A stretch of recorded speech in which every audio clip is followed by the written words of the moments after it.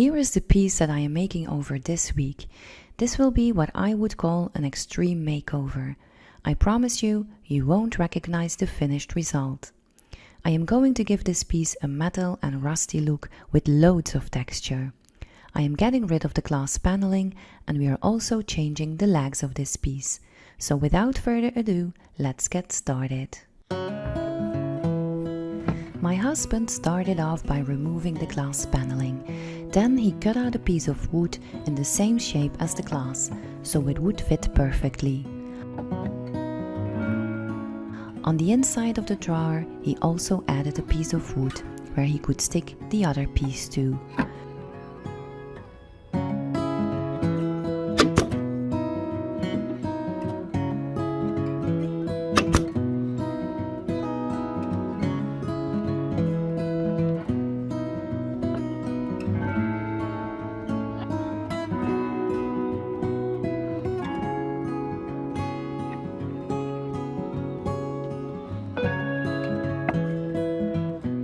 When everything was glued together, he put a few bricks on the drawers for extra weight.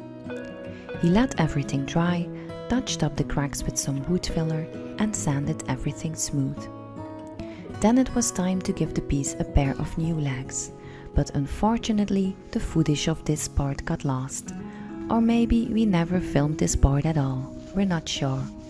But I know I was quite excited to get my paint on this one, so maybe, yeah, I just forgot to film it.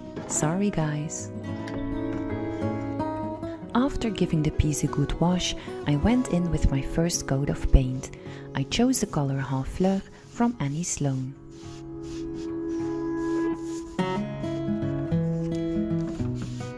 I painted right over the pulls of the drawers. It's amazing how easily this paint sticks to everything. Oh, and by the way, did you notice the new legs? I just love them. I know a brown base coat looks just plain ugly, and it might even get worse after my next step. But hang in there, this one will turn out stunning. Well, at least I really think so. In this next step, I am going to add structure by adding some ingredients to my brown base color. I am not adding anything fancy at all. I am pretty sure you all have it somewhere laying around in your own kitchen.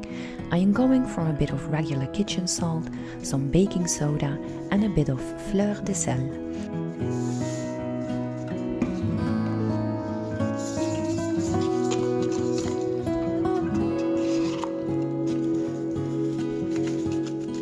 I am not measuring anything. I am just mixing it around and adding ingredients until I am left with the texture I was looking for. Once I was happy with the texture, I stippled my paint on with a flat brush. But actually, a round or oval brush would have been an even better choice. But whatever brush you are using, don't wipe the paint on. You have to stipple it on, so the texture you're creating looks more natural. You don't want to see any stripes at all. I don't know what it is about creating texture to my pieces, but I think it is so soothing. There is nothing I love more in furniture flipping than trying to give a piece of furniture more character by adding depth and texture. It's like I'm revealing the true soul of a piece, the story it always wanted to tell but never really did come out. Since I am so in love with texture, let's go the full Monty over here. Although the texture we created with all the different sorts and grain sizes of salt looks already amazing, I am going to add even more texture. And you will see that in the end, this texture is actually a different kind of texture. I'll show you later on in the video. So I mixed some baking soda and dry plaster together in a 50-50 ratio, and now I am sprinkling this mixture over the piece of furniture I have flipped to its side. Next I am going to spray some vinegar over it. The reason I am doing this is because the liquid solution will mix with the plaster, so it will dry rock hard. And on the other hand, the the baking soda mixed with vinegar gives a chemical reaction explained in this formula we all, of course, completely understand. So what this formula says is that the chemical reaction between baking soda and vinegar occurs in 2 steps. First, the acid in the vinegar reacts with the baking soda to form sodium acetate and carbonic acid. Carbonic acid is unstable and undergoes a decomposition reaction to produce carbon dioxide gas. And that is the process you see here, where the carbon dioxide escapes the solution as bubbles. This is what I meant with a different kind of texture. This texture is not to add extra grain to the surface of the piece like I did in the first step. Here we are creating some sort of craters in the grain. Don't forget to let everything dry before you are flipping over the piece of furniture. It takes a bit of time, but you could use a hairdryer in between to speed up the process. On to the next step. I am making a custom color by mixing Annie Sloan's Amsterdam green and duck egg blue together in equal parts. I am giving everything a good stir, and immediately I am so pleased with the color I just created. Color mixing can be a bit terrifying in the beginning, but boy, I am so glad I learned how to do it. I think you can make a piece even more unique by creating your own custom colors. There really are 1,000 ways to mix colors. Me and my husband are working on a website where we will be showing you my favorite color mixes. I'll keep you posted once it will go live. I am putting my newly created color on very quickly, a bit messy even. I want to let the brown color peek through, and I even don't mind if a bit of the white plaster is showing. As you will see in the end of this video, this one is all about layering as much texture and colors as possible on top of each other. To create a faux rust look, I am using the color Barcelona orange together with the brown color Honfleur you already saw me use for the base coat of this piece at the beginning of this video. You will need 2 separate, somewhat smaller paintbrushes, and it really doesn't matter if they are old or in a bad state. As a matter of fact, that's even better. First I go in with my Barcelona orange, and then I add a bit of the brown color. I am making sure I'm using a stippling motion while putting the paint on, and I am blending both colors randomly while the paint is still wet.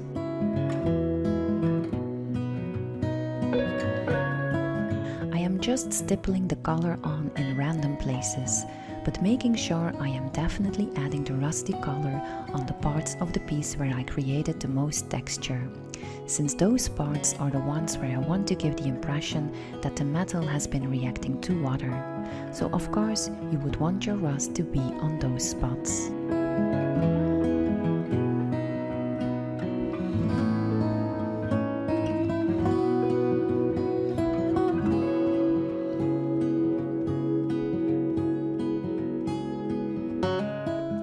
It's important that the rust design you are creating looks as natural as possible.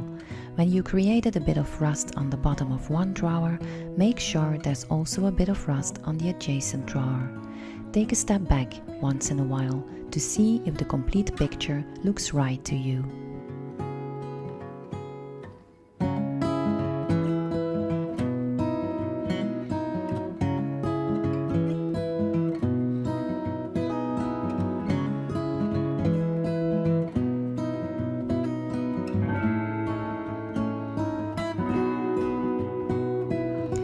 The sun was setting, so for the last bits I took the cabinet inside. I am just going to be quiet for a bit now and speed the video up so you can have a good look on how I created this faux rust look.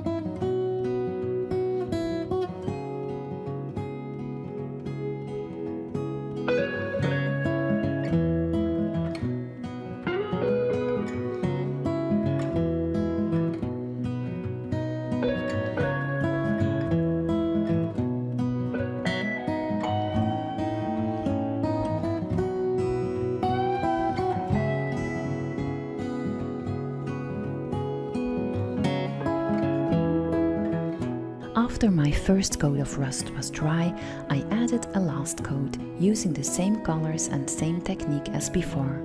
You don't really have to do this, the look is perfectly fine the way it is right now, but this extra step helps layer the colors even more, since I'm not wet blending anymore because the last coat is dry. Therefore, I can layer the colors on top of each other, which will help give the rust a more authentic and natural look. You don't want it to look like it has been painted on.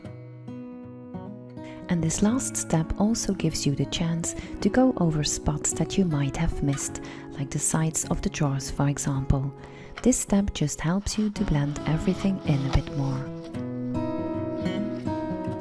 As a very last detail, I added a bit of Barcelona orange around the pools. After that, I could start protecting the piece using clear wax.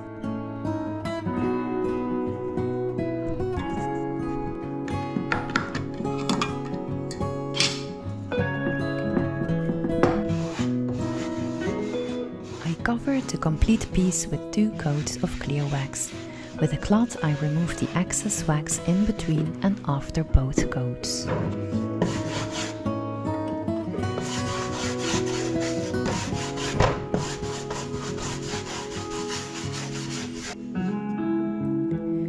With some brown wax, I gave the cabinet a more aged look. I added the brown wax both around and underneath the pools to give the impression the rust has caused some dripping underneath them.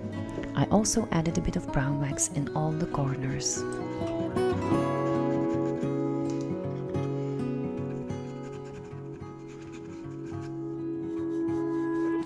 After that, I added just a tiny little bit of black wax around the drawers. I love the subtle difference and naturally aged look this gives to the piece.